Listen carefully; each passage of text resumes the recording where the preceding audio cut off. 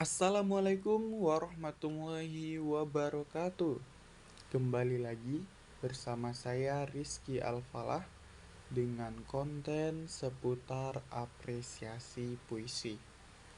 Adapun topik pembahasan kita kali ini yaitu bagaimana cara mentransformasi suatu karya puisi menjadi prosa fiksi. Adapun puisi yang kita pilih pada kali ini yaitu puisi dengan judul Narasi 2021 karya Muhammad Reza. Puisi ini dipublish oleh Balai Bahasa Provinsi Sulawesi Selatan. Oke, langsung saja. Transformasi merupakan perubahan bentuk, baik itu perubahan fisik maupun non-fisik, bentuk, rupa, sifat, dan sebagainya. Itu menurut Rinawati pada tahun 2015. Jadi transformasi adalah merubah suatu bentuk karya menjadi bentuk lainnya. Seperti yang kita sampaikan di awal tadi, kita akan mentransformasi dari puisi menjadi prosa fiksi. Prosa fiksi di sini bisa berbentuk novel, cerpen, maupun roman. Tapi pada kesempatan kali ini kita akan mentransformasikan puisi yang berjudul Narasi 2021 karya Muhammad Reza menjadi suatu karya prosa fiksi yaitu cerpen. Adapun langkah-langkah dalam mentransformasi khususnya dari puisi menjadi prosa fiksi, yang pertama, menentukan puisi yang sudah berbentuk narasi agar memudahkan dalam mentransformasi. Ini ditentukan karena ada beberapa puisi yang susah untuk ditransformasikan ke dalam cerpen. Jadi alangkah lebih baik jika kita mencari puisi-puisi yang memang sudah bernarasi atau memang sudah bercerita di dalam puisi tersebut, sehingga ketika kita mengubah menjadi cerita pendek akan lebih memudahkan kita. Yang kedua, menentukan tema puisi yang ditransformasi. Mengapa kita harus menentukan tema puisi? Karena tema harus sejalan dengan hasil karya yang ditransformasi, sehingga cerpen yang tercipta dari transformasi ini masih memiliki tema yang sama atau memiliki tema yang sejalan dengan puisi yang kita transformasi. Yang ketiga, memahami makna dari setiap lirik puisi. Untuk menarik tema, tentu kita harus memaknai setiap lirik puisi ini agar kita tidak salah menanggapi makna yang ada di dalam puisi tersebut. Yang keempat, menambahkan kata, frasa, klausa, maupun kalimat pada lirik puisi. Nah, kita dapat menambahkan kata, frasa, klausa, maupun kalimat pada setiap lirik puisinya, sehingga nanti dia akan berubah menjadi kalimat-kalimat atau berubah menjadi paragraf-paragraf. Tetapi ini tidak berpatokan seperti ini. Bisa juga kita menambahkan kata, frasa, klausa, maupun kalimat yang baru yang tidak terdapat pada lirik puisi ini, tetapi memiliki makna yang sama atau jalan ceritanya masih sama dengan puisi yang ditransformasi. Yang kelima, menambahkan tanda baca, tanda kutip untuk dialog. Seperti yang kita ketahui bahwa puisi tidak ada dialognya, sangat jarang puisi yang ada dialognya mungkin ya. Jadi kita bisa menambahkan tanda baca yaitu tanda kutip, sehingga hasil karyanya menjadi sebuah dialog. Di dalam cerpen tentu ada yang namanya dialog. Yang keenam, melakukan perubahan bait menjadi paragraf-paragraf dan percakapan. Nah, ini adalah tipografinya atau susunan bentuk kalimat-kalimatnya. Tipografi pada puisi berubah menjadi paragraf-paragraf dan percakapan. Yang ketujuh, menentukan tokoh dan penokohan. Karena ini mau diganti menjadi cerita pendek, maka kita bisa menentukan nama tokoh dan penokohannya tersebut.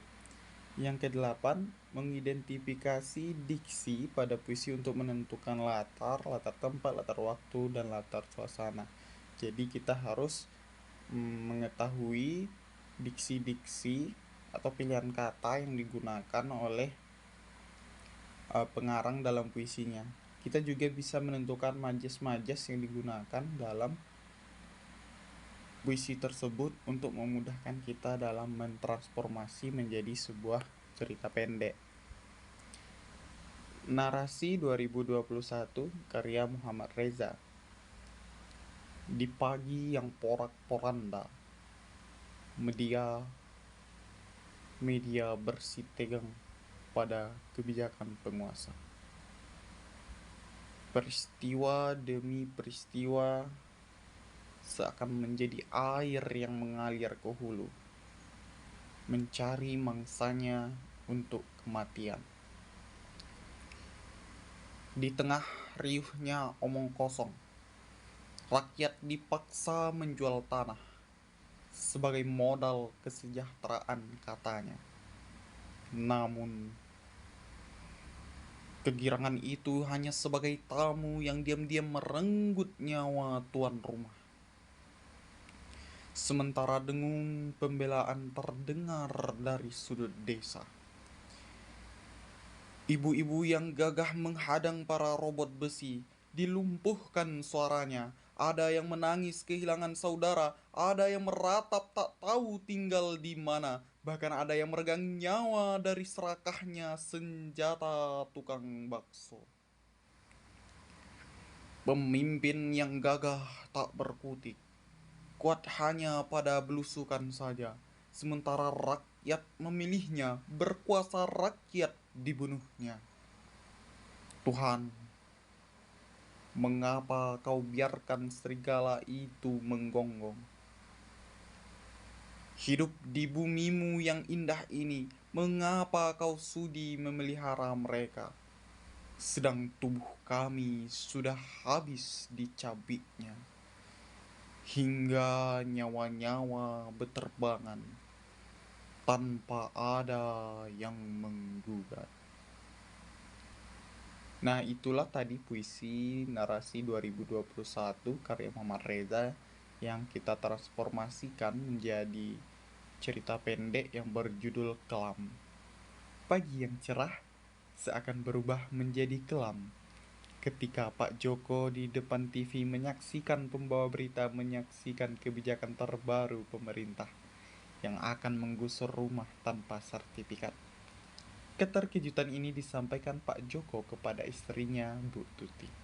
Bu, rumah yang tak bersertifikat mau digusur sama pemerintah, ungkap Pak Joko. Hah? Yang benar, Pak? Bu Tuti keheranan. Benar, Bu. Rumah kita juga akan digusur, kata Pak Joko. Tak hanya Pak Joko dan Bu Tuti.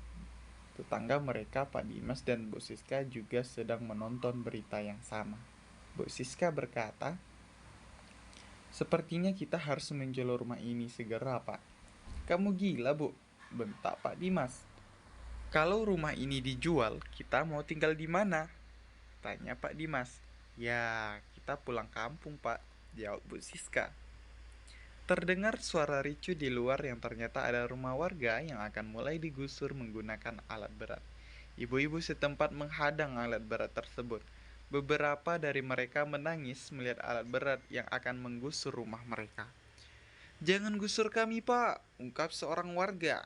"Kalau rumah kami digusur, kami mau tinggal di mana, Pak?" ucap warga yang punya rumah di sela isak tangisnya. Operator alat berat berkata, "Kami hanya menjalankan tugas, Bu. Beri kami waktu Pak, untuk pindah, teriak Pak Dimas. Beri kami waktu 1 hari saja, Pak. Tambah Pak Tono. Tidak bisa, Pak. Ini perintah atasan, jawab operator alat berat tersebut.